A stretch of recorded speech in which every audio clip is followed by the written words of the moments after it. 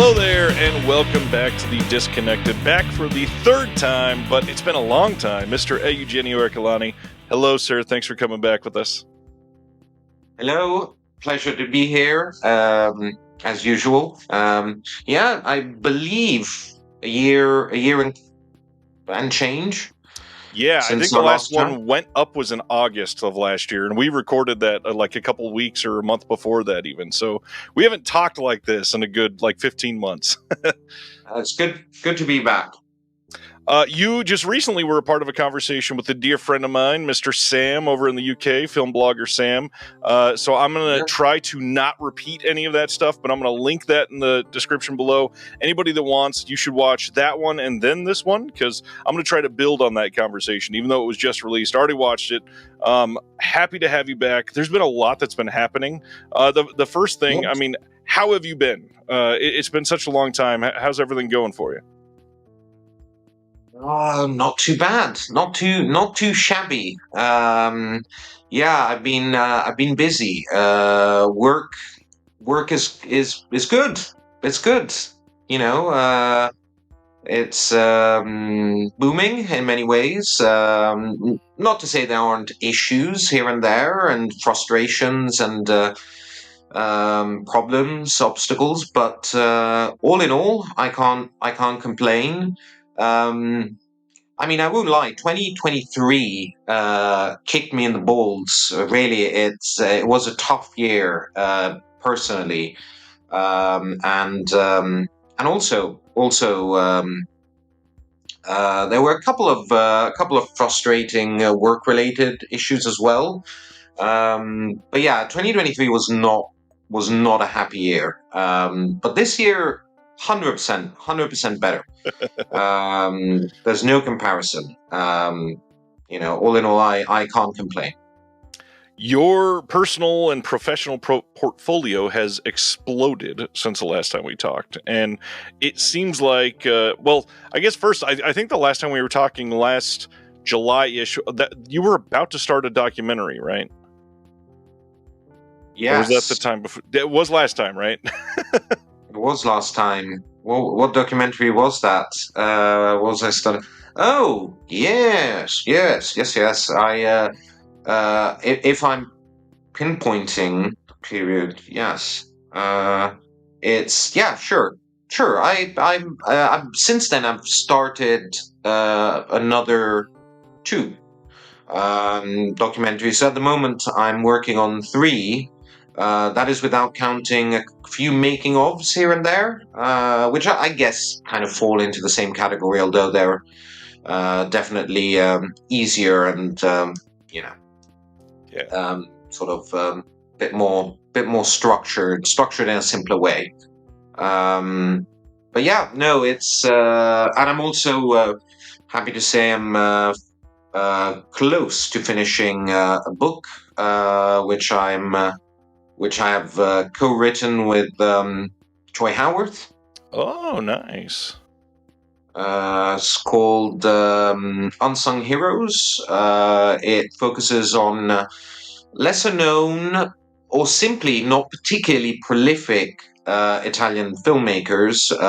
I'm going to be dealing with, in my half of the book, with Franco Rossetti, who is somebody I was very close to, somebody I love dearly, writer of Django, the original Sergio Corbucci cult classic, and a number of other westerns from that same decade, turned director in the late 60s, and an interesting figure.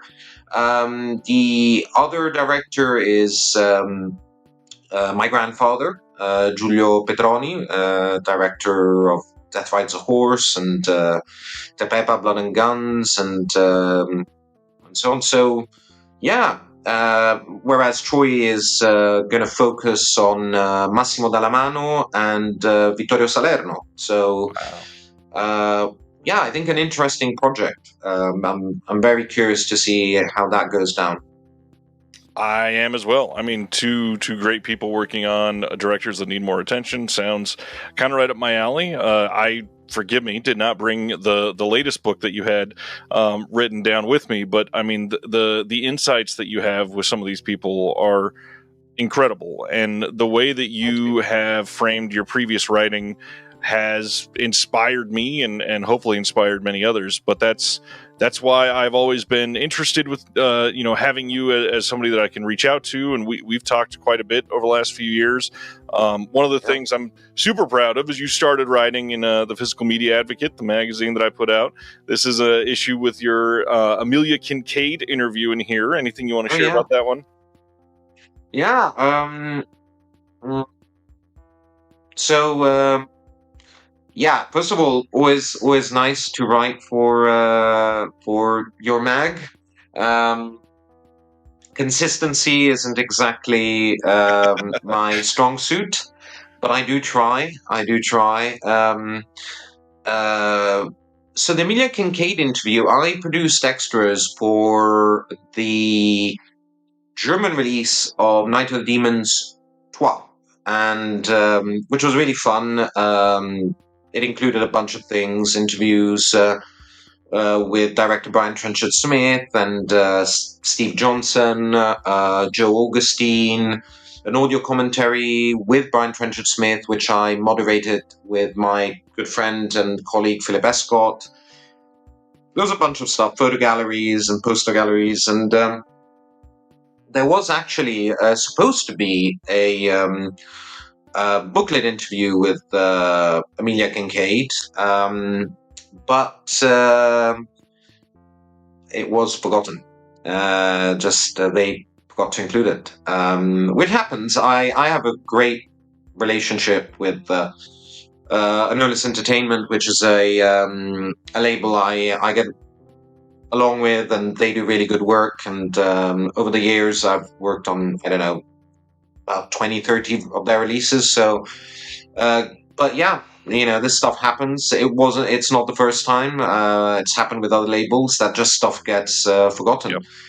Once on one, I won't say the label or the title, but there was a home video label that had commissioned a quite a hefty amount of extras, a bunch of featurettes, and a bunch of stuff, and everything went well. It was produced, given in. I got paid, and that was it. There were issues with the master, and it took a while for it to see the light of day, to actually hit shelves. About a year and a half, and I looked at the edition, and there was nothing. I had produced nothing, like zero, nilch, nothing. There was all archival stuff from like previous editions of the film. So I called up my guy within the label, my contact, my point of contact, and said, why are my extras there? And he said, what extras? And turns out they had completely forgot. So much time had passed. They had completely forgotten they had, commission stuff. And yeah, it was in a hard disk somewhere, on a computer somewhere, all the stuff I had produced. They had forgotten about it. They realized, well, they thought they had no extras and just acquired a bunch of stuff quickly to release it with extras. So this stuff happens. It's not often, to be fair, not often, but it does happen regularly. Well, and with the extras, especially for people that are producing a lot like yourself, many times you're approached early in the process. Like sometimes the restoration isn't done, or maybe even the materials aren't even in hand yet. So to get some of those stuff released is going to be a long period of time. I'm working on another project right now that they got the materials in 2021, and it's not even going to get announced till 2026 probably. Some people don't even understand the lead time before these are coming out. So do you remember like the longest one that you were working on extras and then didn't get released for years and years? Oh yeah, no, I've got loads of those. And to me, I'll answer your question obviously about same. Let me just say, to me now less so. But when I started out, and it was a shit show. I mean, it was just me trying to get cobbled together stuff. Some of that stuff got released years later, and it looked like shit. And it was really frustrating for me because by the time they were released, I had a completely different setup and different organization and camera operators and editors, and worked on a completely different level. So to see all of a sudden this grimy, terrible sort of SD quality stuff being released was kind of heartbreaking for me. However, probably the longest. Well, at the moment, there is something that has to be released. It's going to be released at some point. But I produced the extras 5 years ago. Jeez, that's that's a lot. Stuff changes in that time. One of the things that we've seen happen a few times is quite often extras will be done with somebody, and then one of the creators will pass away before the release even comes out, and you will have had like the last interview with that individual that was ever on camera. I think you've had a couple of those already, right?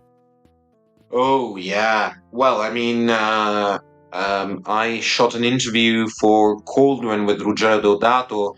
Yeah. For Phantom of Death, aka Off Balance, and that turned out to be Ruggero's last interview.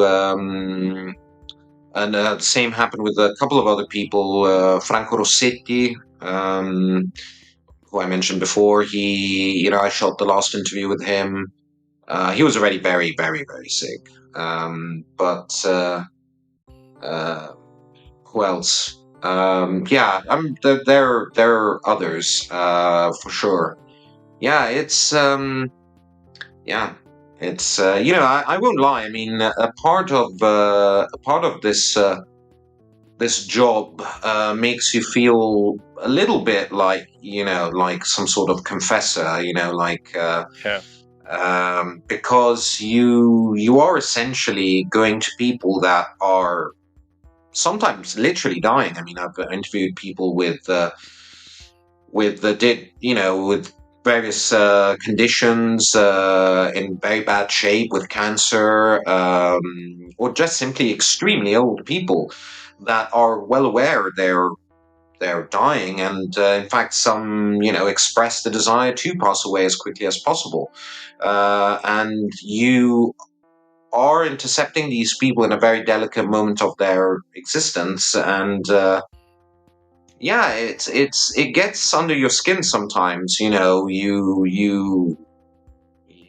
feel definitely a level of responsibility, but also you realize you are acquiring a lot more than just simple information. You are essentially sometimes, in the cases I mentioned before, recording their last thoughts. So and with Ruggero, it was I think I don't know. I think he probably knew that was going to be one of his, maybe not his last, but one of his last interviews. I remember when I asked him, how do you think people are going to remember you when you're not here anymore? And he answered, well, obviously everybody will remember me for Cannibal Holocaust. I'll be the guy who directed Cannibal Holocaust, but in a way, maybe it's my fault. But I wish I was more, and I wish other things I had done were equally popular.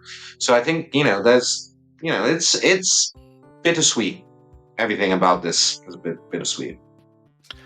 One thing that's kind of related to that is you have this network of people, and because of that, you've had to interview some of the same people quite a few times. Like Lamberto Bava, you've talked to countless times on camera for stuff. How do you keep these fresh when you're going back to somebody for the fourth and fifth time? Do you have a different approach? Obviously, you can talk about title specific things, but how do you keep digging up more to make these interesting for consumers?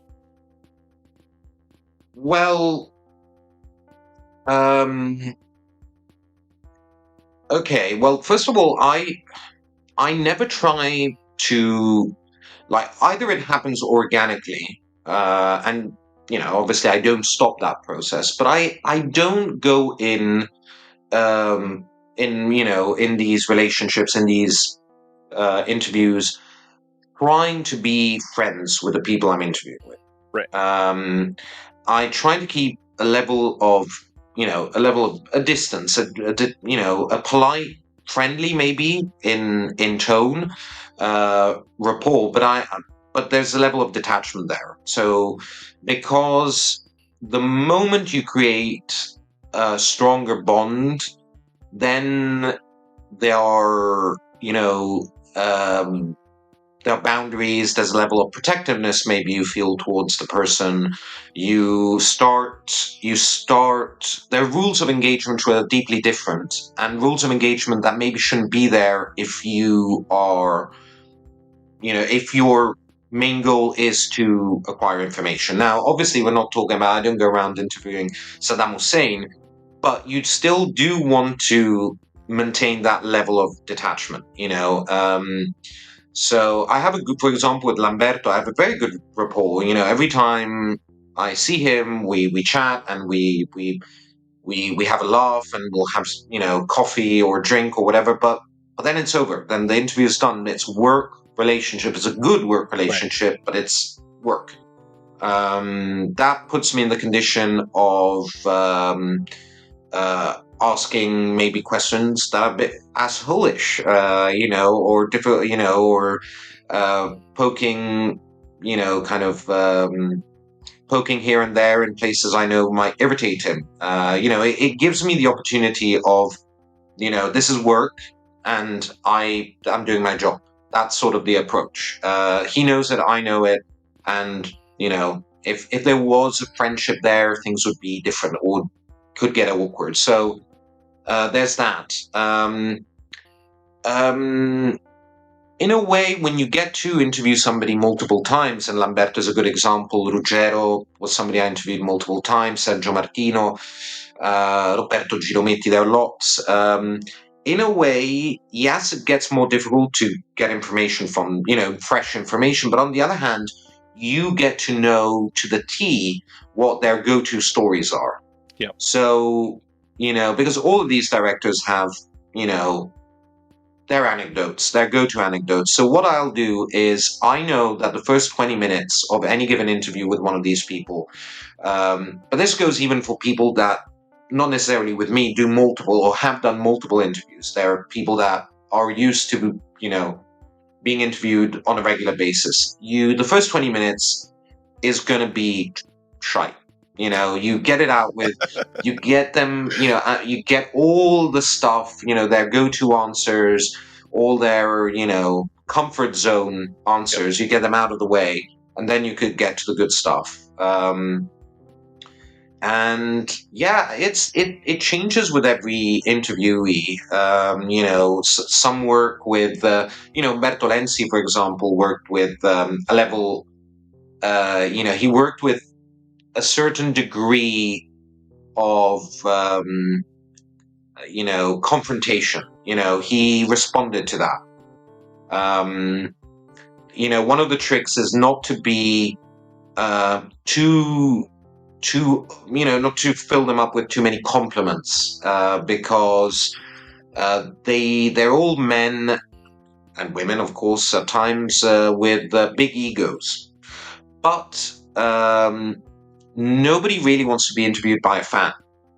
They want to be interviewed by somebody who knows their body of work well. That's the thing. Being interviewed by somebody who is too appreciative is something that can get annoying. Right. So, but you have to dose it every time and kind of like figure out, a little bit, how that person reasons and what. It comes down to, singular people. But yeah, it's tricky. It can get tricky, but it's fun. I enjoy that part of the process. What's interesting is we're doing it right now. This is the third time we've talked. I got to come up with new things this whole time too. So one of the things I wanted to do is a recap of some releases that were important to me, some stuff that you and I kind of worked on the same disc together even, and stuff that you didn't cover with Sam. So one of the big things is I've been producing for TerraVision, and over this last year, we got this beauty, Satanic, and you did not get to talk with Sam about this one, and we never got to talk about it publicly. So what all did you do for Satanic, and why is it so cool that this film is out there finally? So Satanic.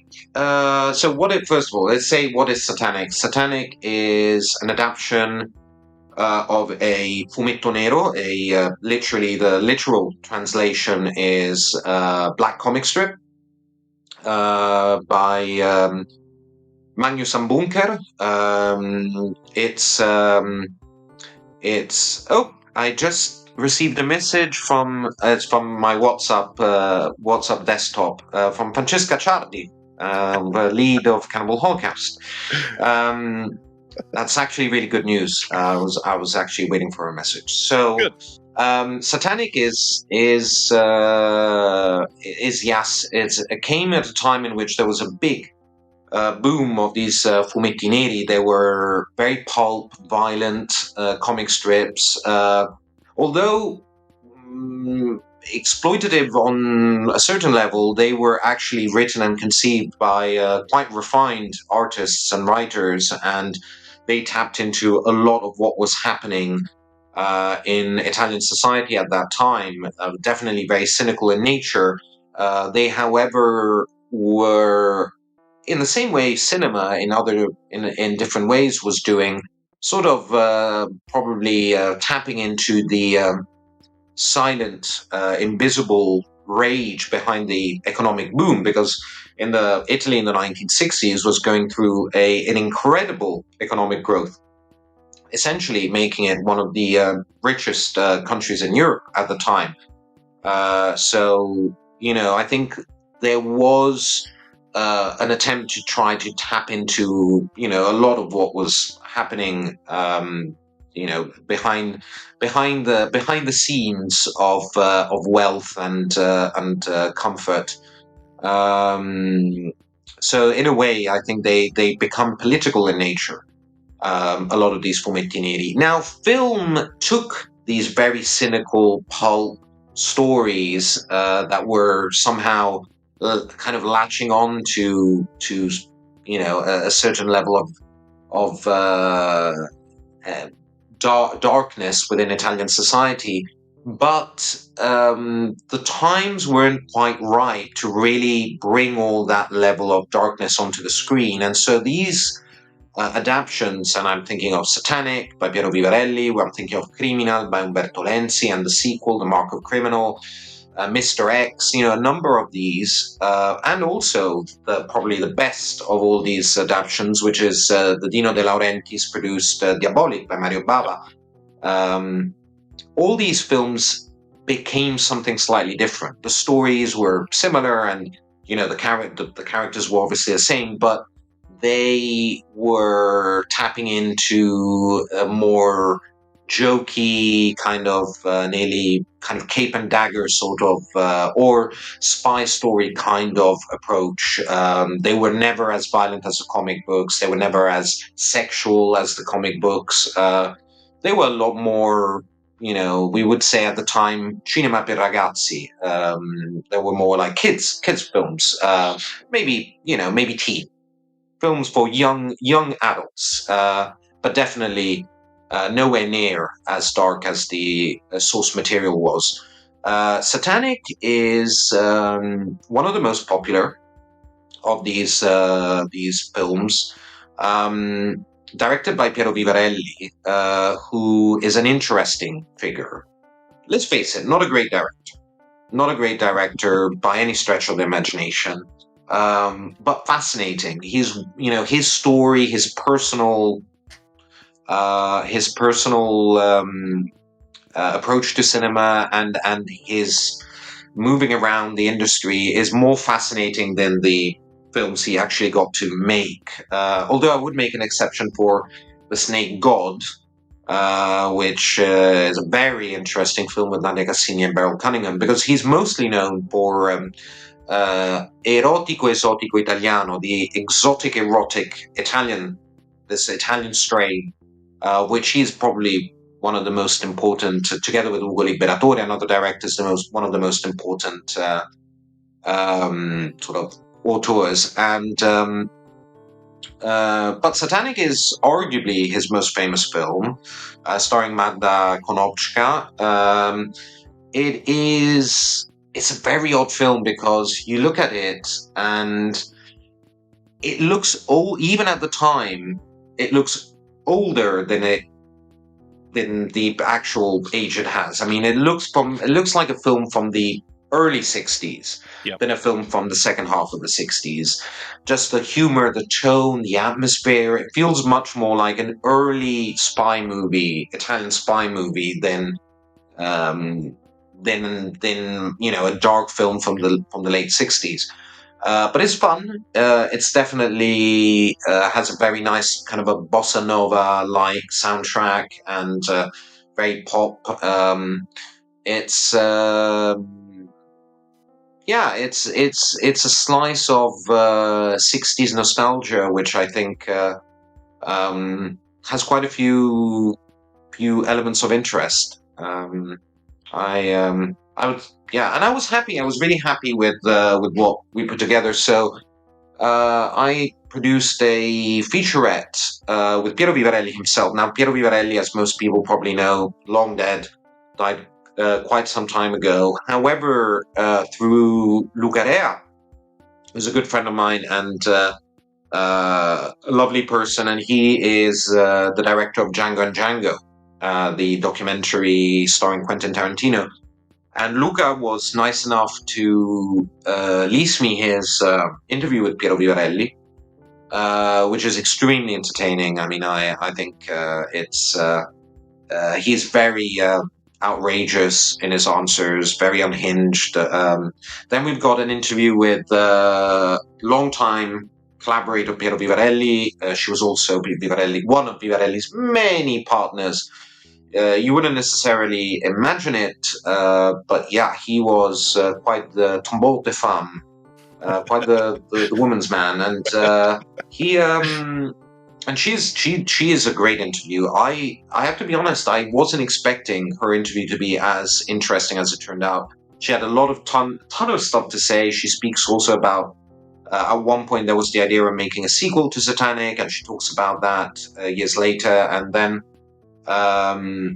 we've got a video essay with moi, and and I discuss Fumetti Neri. It's not meant to be an exhaustive overview of Fumetti Neri, but just like a little introduction to what Fumetti Neri are and who the main people within that world were and are. So.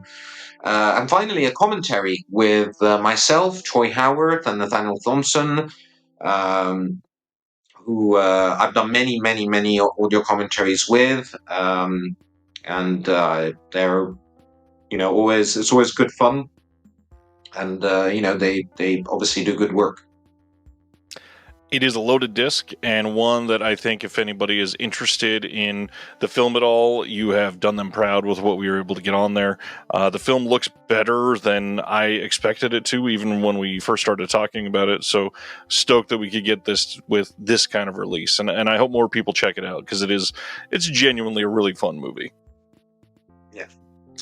One that's kind of off the beaten path for you, but I had to talk about this one because this is literally one of my favorite movies of all time, even though it's fairly recent. Oh, wow. You wrote on Green Room for Second Sight. Yeah. I had no idea you were into Green Room. Why don't you talk about your history with the film? Yeah, so Second Sight commissioned an essay for that, and It Follows. And yeah, I mean, I do like Green Room, and I do like It Follows, of course. But as I'm, recently, I've had a number of conversations in regards to another film I worked on, which is another release I worked on, which is Reality Killers. And Reality Killers, it was all going to make sense what Green Room and Reality Killers have in common. And people, and a couple of people near to me said, why do you like this film? Why are you working on it? Like it's morally, kind of dubious film. And the thing is, as I see my work is not to celebrate the films I work on. That I don't that can be part of it if I enjoy the film and if I like it. But generally, I see myself more as a contextualizer, somebody who's there to hopefully do it well, but through interviews or video essays, commentaries, making ofs, whatever it is to explain how, why, and when these films were made, what the context of the time was, and maybe give some insight, and obviously try to be entertaining as much as possible in the process. Now, in the case of Green Room, I like it. I wouldn't say it's one of my favorite films, but I do enjoy it, and I think it came around a time in which I think horror in the United States was particularly interesting because somehow the sort of torture porn period, the period of maximum sort of rage after a decade, which we can define, at least in the American mainstream, as fairly innocuous. The 90s were a time in which, things sort of mellowed and got a more, especially in the second half of the 90s, a more teenage-friendly approach, or prior to that, a more kind of comical or upbeat sort of approach. Although it is the decade that gave us The Craft, so it's not all bad. But it's I don't know. I rewatched that film the other day. I finally upgraded my DVD. I have a soft spot for The Craft. It's great, yeah. I but yeah, after that initial rage, which I don't, it taps into a lot of what was happening around that time. Who is my age? I'm 40. Knows that around that time. I mean, as an Italian, I can say that after 9/11 and the invasion of Afghanistan and of course the terrorist attempts in London and the London Tube and buses, there was a degree of paranoia that I think American cinema tapped into, and brought a certain level of rage to it. But somehow Green Room came around a time in which that had mellowed, but it still had that rage, but it wasn't about pushing boundaries necessarily, but it was more about kind of encapsulating, filtering that rage into stories that contain a lot of that content, but not necessarily reaching that level of violence. And I think it's really an extension of what America went through, and what America was responsible for around the early 2000s. I think there's very much, it's kind of the last wave of that. So it's an interesting film, and yeah, I think Jeremy Saulnier is an interesting director. I've liked consistently everything he's done. I fully agree with you. I've tried to make that connection with some people on some of these films prior that were maybe misunderstanding the whole torture porn era and why it existed, and tried to point out the waves that follow political decisions or world acts that are far-reaching that people don't fully grasp, but a lot of people in the arts always respond. And one of the things that Green Room always felt a lot of people felt like it was a bit delayed after the torture porn era, and the way I looked at it was this is more pointing out some of the like veiled threats, some of those things where you feel like you're going into a safe situation or you can trust somebody, and then they erase that quickly, and you realize that you were misled or put in a situation that you felt you could trust a certain politician, only to find out most of them are scum at the end of the day, anyways. Yeah, yeah, no, I agree. I agree. It's very much a film about hierarchies. You've got got Patrick Stewart, you've got the henchman, you've got it's a lot about power play within hierarchies.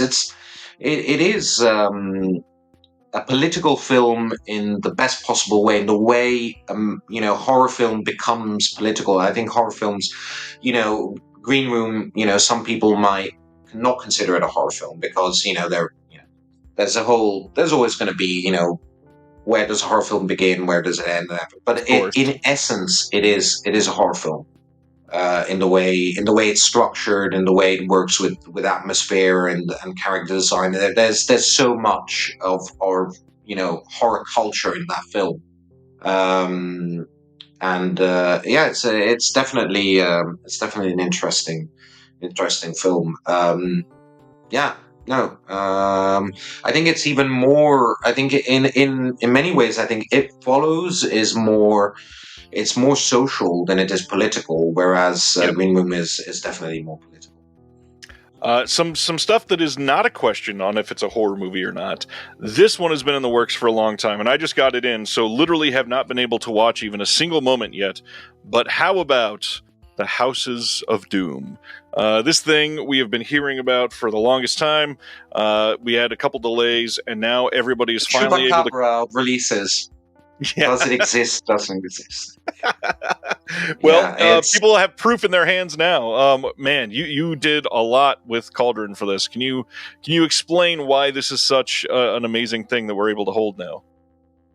Sure. Well, speaking of films that took a long time to be released, I produced.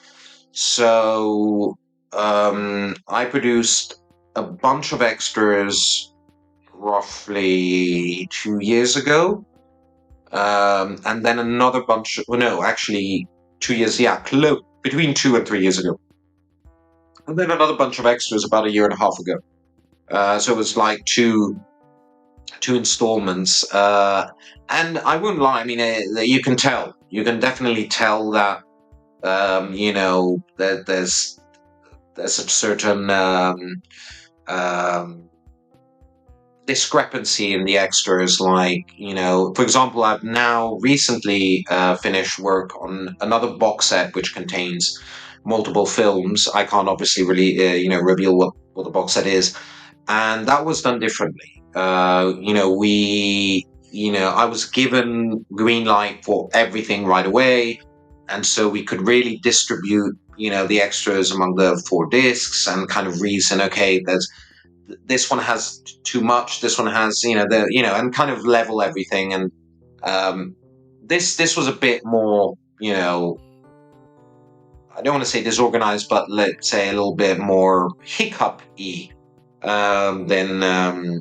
than subsequent box set. However, it came out well. Yeah, there's lots of stuff. There's 3 interviews with special effects technician Elio Terribili. There's an interview with actress Cinzia Monreale, art director and production designer Massimo Antonello Gheling. 2 interviews with cinematographer Nino Celeste, Claudio Simonetti, Vince Tempera, the 2 composers. Commentaries, a bunch of archival stuff. A never used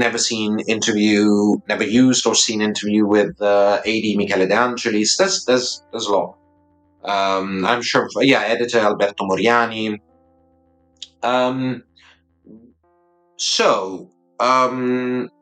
films. Now, okay, the films are TV movies that were aired, but not in the way they were conceived, and years later, and in a very disorganized way. But they were born as TV movies. I've read in a few articles recently that Lamberto, people stating Lamberto Bava was attached to it. Lamberto Bava was never attached to this project. There wasn't a talk about a number of other people directing films within this within the Case Maledette House of Doom umbrella. One was Marcella Vallone, director of Spectres and Maya. But no, Lamberto Bava was never involved in this specific, let's say, anthology series. However, we're talking about small films, and I think there's a really good film among the four. I think House of Clocks is a really interesting film and one of the best late Fulci films from the 80s. What is left is historically relevant because we are talking of, first of all, among the last films of these two very important, very significant directors, Umberto Lenzi and Lucio Fulci. We're talking about an interesting moment in the Italian film industry and television world, and every film contains, an idea, an element, something of interest. Some of the work as a whole, doesn't quite, reach the level one would hope for, but they are all interesting in their own way. And yeah, I mean, I think we're talking about two incredibly influential directors these films definitely deserved to be watched well with good masters and hopefully interesting extras, because yeah, they are dregs of a dying industry.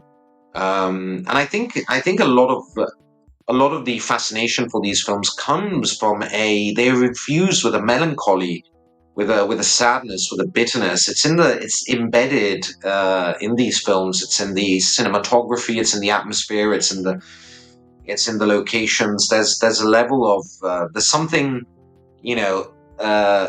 they smell of death, these films. Right. Because everything was dying. The industry was dying. And I think even Rete Italia, who there's a kind of the tentacle of the Silvio Berlusconi empire, knew that it was dying, because they put into production a number of projects. This was the one that got kind of the shit end of the stick. They didn't really give these films proper funding.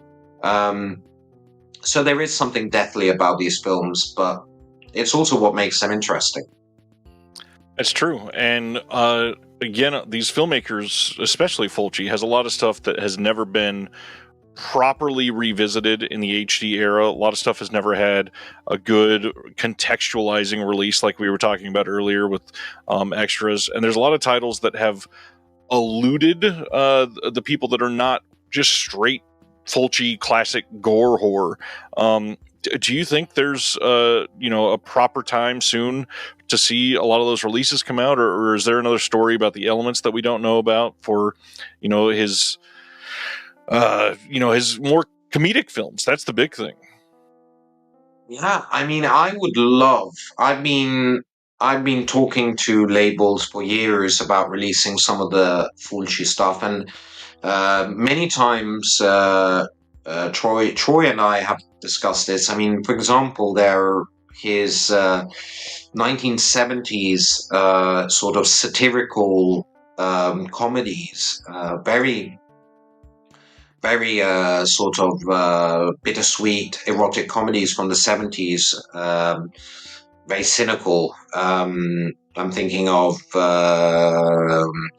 oh god, I don't know the English title, the English titles for these, but All'onorevole piacciono le donne, La Pretura, Dracula in Brianza. These films, I think, are incredibly interesting. They have loads of cult value because some of these. I have the poster up there. You've got actors like Laura Antonelli, Lionel Stander. You've got Anita Strindberg. You've got a cinematographer, for example, in the case of Amorevole Piacciono le Donne, Sergio Doffizzi, Giannetto De Rossi worked on it. The master special effects artist. So you've got Edwidge Fenech as the lead in La Pretora, and you've never seen Edwidge Fenech more naked than in that film. Full frontal nudity. So they're interesting. They're interesting films that I think deserve attention. I think they would sell well. I mean, obviously not as well as his horror stuff, but I think it would sell really well. The same goes for other 60s stuff. I think he did some anthological, again, very dark, very cynical comedies that I think would work well, even on the international market. The Maniacs, which has an incredible cast, and Barbara Steele is in it as well. So there's plenty of stuff still to be discovered when it comes to Fulci's filmography. Hopefully there's label brave enough to to take a chance, but I don't even think it would be that big of a chance. I think a lot of people would buy a Lucio Fulci erotic comedy box set for sure. There's even something to be said about some of these films that obviously they have nothing to do with horror, but the nihilistic element that is so prevalent in some of his horror films is present here. One could see, links. I think there are more links than one might expect between something like All'Ore piacciono le donne and some of his 80s kind of gore-infused horror films. Right.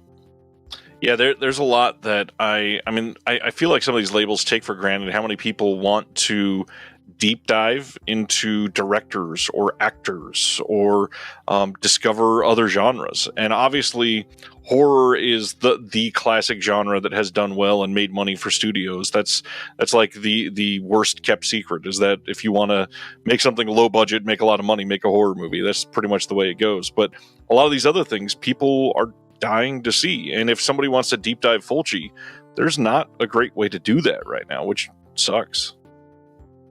No, I like to think it's only a question of time, but I might be wrong. Maybe, yeah, there's just not enough interest, and maybe they'll just avoid them. But it's a shame. It's a real shame. I agree. You have been not only working on, Houses of Doom and Green Room and Satanic, like we talked about, lots of stuff for Vinegar Syndrome. We just got another Forgotten Jolly box set. You've done stuff for Treasured Films. You've got that big release that just got announced last week. That was an incredibly interesting story. I highly suggest people go check out on Sam's video. What else is coming up? I know that there's some Cult Epic stuff. I think there's another Tinto Brass 4K that got teased or flat out said from Nico is coming soon.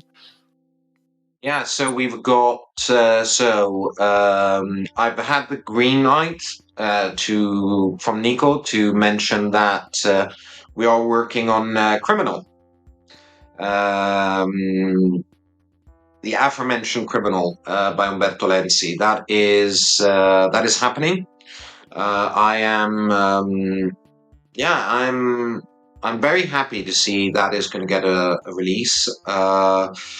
It's an interesting film. If you like Satanic, you will love Criminal.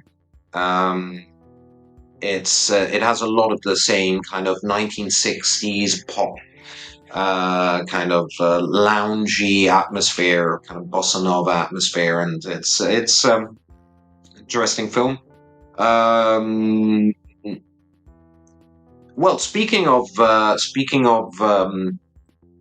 films, low-key announced, there's Rats Night of Terror in 2019 After the Fall of New York. 2019 After the Fall of New York is a Pulse video release. I believe English will be present, although don't quote me there. I think it will be an English-friendly release.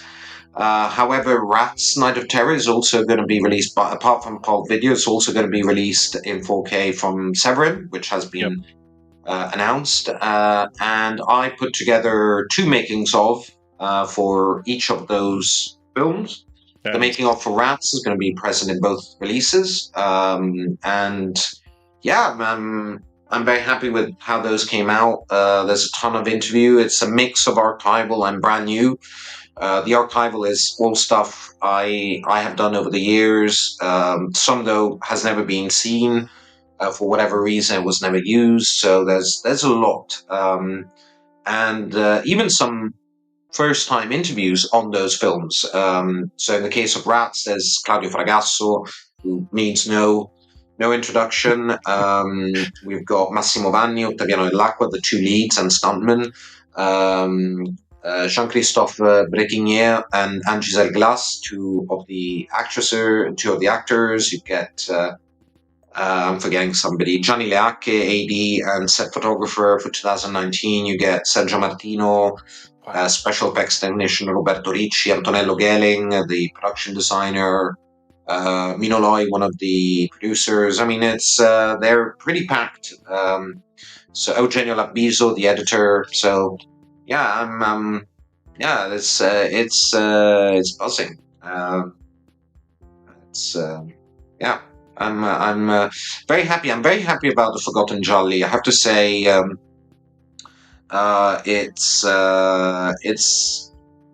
was very happy with what I put together for the previous Forgotten Jolly.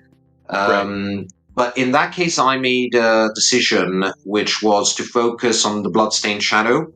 So the other 2 films have extras, and hopefully they were appreciated. But I thought that it would be more interesting to go with what is probably the most important of the 3. I'll just remind people it was Bloodstained Shadow, Naked You Die, and Death Carries a Cane. Which Death Carries a Cane must be one of the least threatening titles for a giallo. It's up there with The Killer Is on the Phone. I remember when when I talked about it with Alberto De Martino, the director. He was a very funny guy, and he just died many years ago. But Alberto said he hated the title when the distributor and the producer said, they wanted to change the title into that. He was like, people are not going to be frightened. I mean, the killer is on the phone. Well, just tell him I'm not in. It's it's so anticlimactic. But anyway, so out of the Forgotten Jolly, I thought the Bloodstained Shadow was something that had releases, but the not very strong extras, or just not many. Maybe very good, but just not many. So I went nuts with the Bloodstained Shadow. I mean, there's everything. I think it's one of those releases I'm very critical of what I do, and I'm always hypercritical of what I do. But I look at that and I said, well, there's no way I could have done more. I mean, there's the director, writer, there's the production manager, the Claudio Simonetti, uncredited musician and composer. You got the 2 leads, audio commentary, photo gallery. I mean, there's everybody. In this case, in the new Forgotten Jolly, it's a bit more distributed. I mean, there's an average of 3 featurettes per film. But yeah, there's a lot of people. There are a lot of people that have never been interviewed. Piccio Raffanini, the director co-writer of Pathos, Obsession, A Taste for Fair, never been interviewed. Paola Comencini from Mystère had never been interviewed about that film. Umberto Smaila, who's a big name in Italy, had never been interviewed for Sweets from a Stranger. So there's I'm very happy with the extras for that. You're chasing down so many things. How do you feel about the industry as a whole right now? Because obviously we've been told for years that this is crumbling, and I think we talked about this the first time that we had one of our conversations. But even since then, I think there's a lot of people that expected some labels to fall out of relevancy, and really labels aren't falling. I mean, we're getting maybe less consistent releases from some of the smaller labels, but we're getting more releases than ever. On my weekly show, I'm averaging like 65 announcements for physical media a week. And that's mostly just covering English-friendly releases. That's a lot of releases. I think, first of all, home video has always been niche. Right. I think there is something that people tend to forget. Like, yes, there was the VHS era is a world unto itself. It's like, but generally speaking, even the VHS era, it has always been niche. I mean, the difference is that, yes, you would find, people would buy an occasional DVD, for example, or VHS. But most families, most families in the kind of a heyday of DVD, they would have, 3, 4 films, 5 films, 10, whatever, their favorite films, a Harry Potter box set, or, the Star Wars films. So, they like the level of collecting we're talking about has always been niche.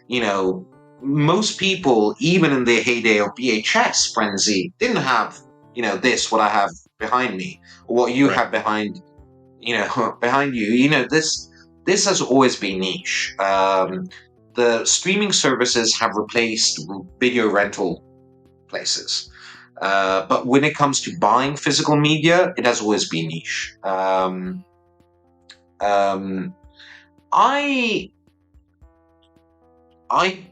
I think that more and more people are realizing the limits of streaming services. I think it took a while. It took, but first of all, yes, financially, it obviously. I mean, if you're into like boutique labels and you want to buy, big box sets, then yeah, sure, that's an expensive hobby to have. However, if you sum up, because it's kind of, that's how they get to you. See, I've got Netflix, Amazon, but I have to have Apple TV. Oh, actually, I have to have Disney Plus.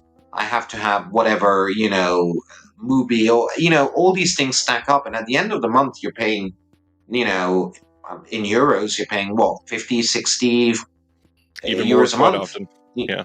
And even more, with Sky, and all that sort of stuff. So there's that. And also, people are realizing that, this whole idea that, oh, you've got your, your video library in your television, in your computer. That's not the case. So,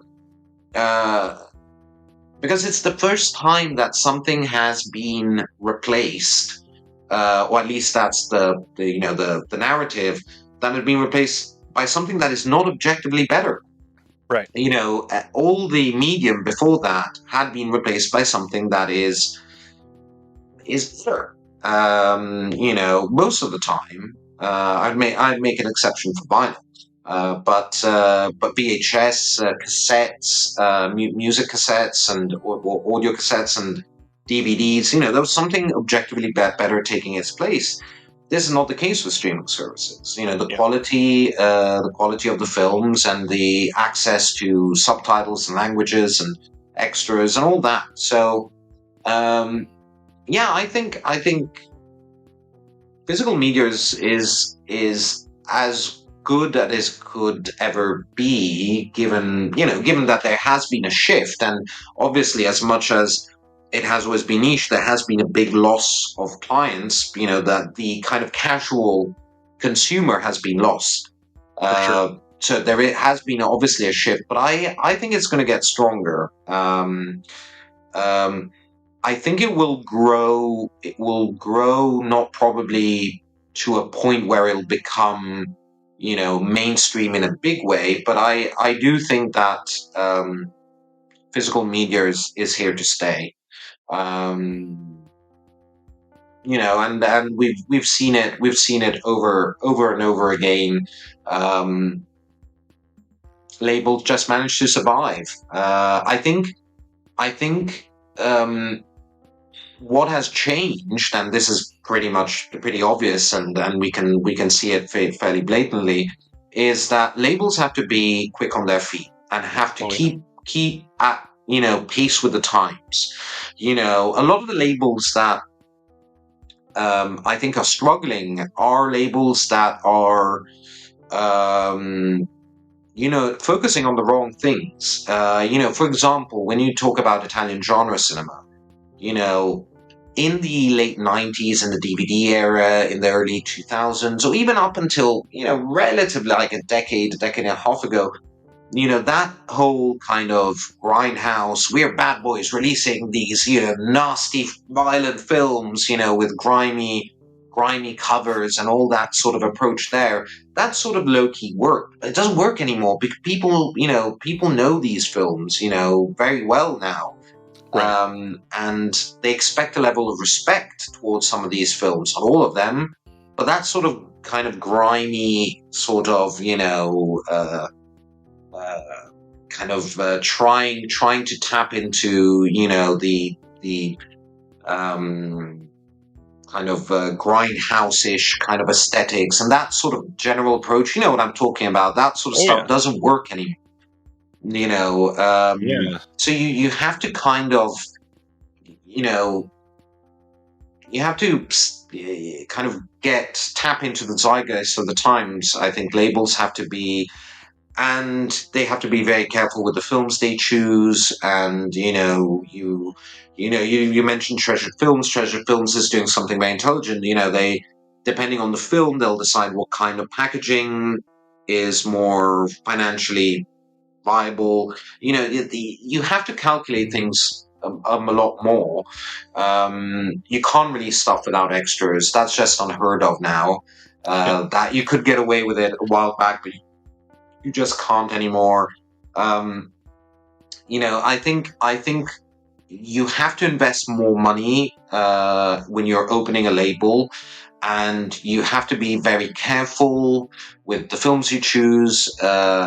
But at the same time, and how you present these films. But at the same time, yeah, I think there's leeway for growth, and yeah.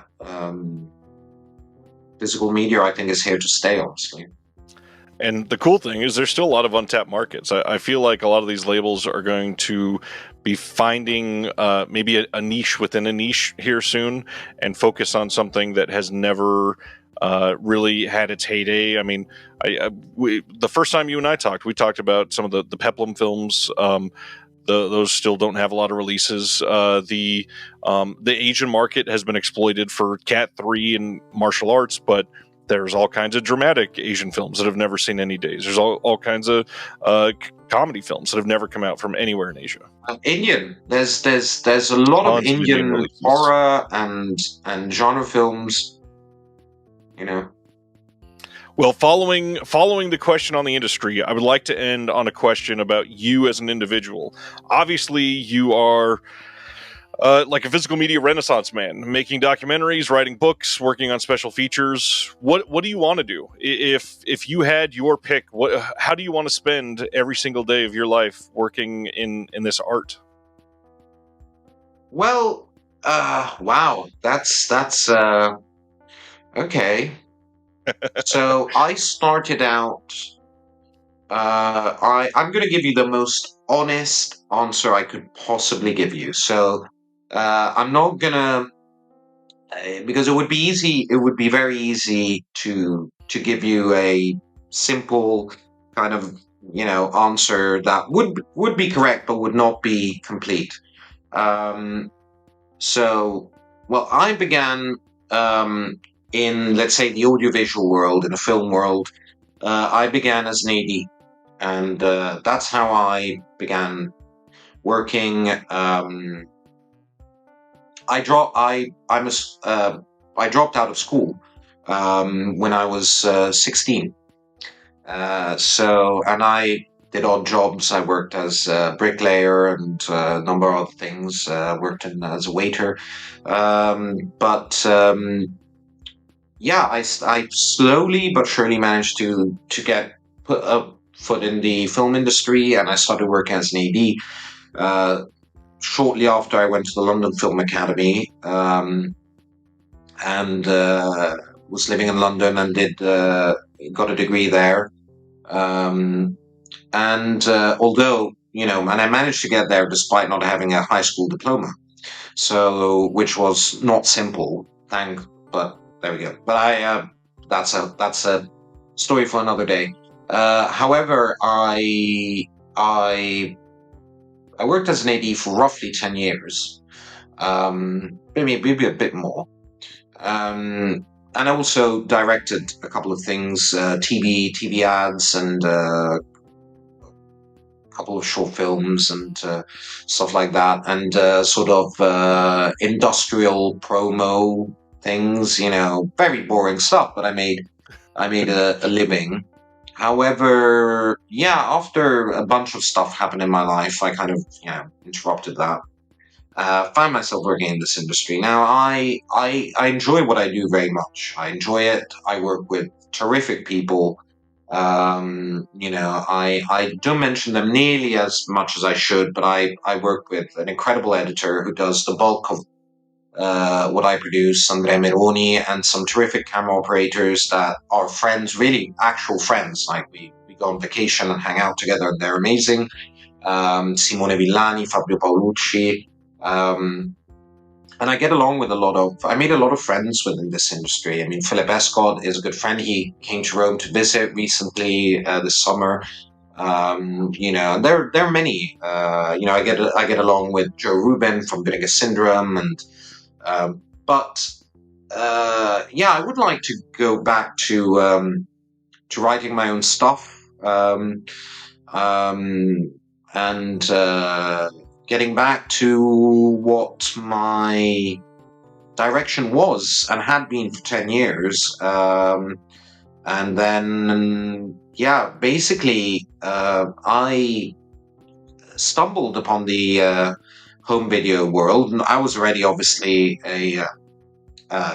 very interested in physical media, and, I had been buying DVDs and Blu-rays, and before that VHSs for many years. And I was writing for magazines and stuff like that. But I stumbled upon it because I was desperately trying to make money, because I stayed away from the film industry for a period, which was, in hindsight, it turned out okay, but it was a big mistake. I was at a time in which I was at a pivotal point in my career as an AD, and I don't know. I just crumbled, if I had stayed on, maybe I'd be in a very different place in my life. However, I needed money, and I got an opportunity to work for a German label, and that started everything. But yeah, I am. It's a catch-22, because working in extras is or in the home video is like a golden cage. It's great, and I love it. But at the same time, and it fills my days. I mean, it's non-stop. But it's kind of a catch-22 because it doesn't give me time or opportunities to do other things, and it kind of puts you in a comfortable place. And you should always avoid comfortable places when it comes to artistic endeavors, because you just stop. That's a little bit what I did. At least when it comes to what I was planning for my artistic or career path. So hopefully I'm going to manage to integrate more personal projects with what I'm doing now. I do like to think my personality seeps through some of the things I do, but regardless, I would like to circle back to what, a few dreams and a few things I wanted to do years back. Well said. I mean, a lot of that, especially staying away from comfort zones, is something that a lot of people in the arts live by and have pushed boundaries on for years. And without that idea, we would not have most of what we have out there. So I hope you're able to create for many years to come, do what feels best for you. And on that note, just want to say thanks for all your time. For everybody listening, from your point of view, Just one word answer here. Who do you think is one of the most exciting labels to watch over the next 18 months? Every label has at least one or two things I'm really excited about. However, out of the ones I work with, I would say, as things stand now, Vinegar Syndrome and 88 Films. Amazing. Love to hear it. Thank you, sir. Thank you for all your hard work. Thank you for giving us these gifts. Thank you for continuing to persevere, even though it wasn't what you set your heart out for at the beginning. Oh, but I love it. I put every single organ into this. We can tell. Thank you. I appreciate that. Hope you have a good day, good rest of your week, and we'll chat again fairly soon, I'm sure. Ciao. Thank you for watching The Disconnected. On the way out, make sure that you are subscribed to the channel, that you've liked the video, and that you've copied the link to be able to share with someone else that may appreciate this.